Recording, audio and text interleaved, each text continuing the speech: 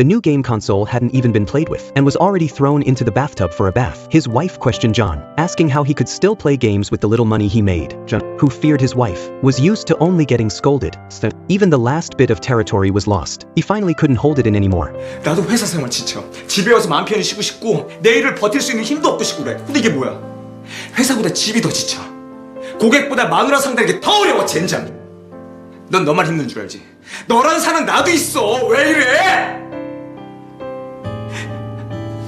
It turned out that John had been bottling up so much frustration. Ellie was somewhat at a loss, but her life wasn't easy either, working during the day and taking care of the kids at night. If her job was easy, it wouldn't be so bad, but she often had to deal with unpleasant situations. Today, Ellie met a client. As soon as the client walked in, she bragged about just returning from Bali. Ellie had to compliment her by saying she hadn't traveled abroad yet. That wasn't too bad, but when doing beauty treatments, it was inevitable to push products to the clients. Otherwise, her salary wouldn't be enough. As soon as Ellie started speaking, the female client mocked her. Then she got a call from her mom's landlord, telling her to come over quickly. It turned out that her mom had piled a lot of junk in the hallway. The landlord complained that the house had turned into a garbage dump. Ellie had to apologize to the landlord. Then her mom opened the fridge to get some kimchi for her, but no matter how hard she searched, she couldn't find it. She casually shouted into the back room, asking if her husband knew where it was. Her dad had been dead for over 10 years.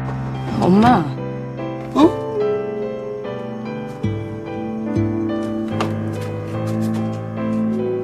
너 언제 왔어? 내가 이걸 왜 열고 있었어?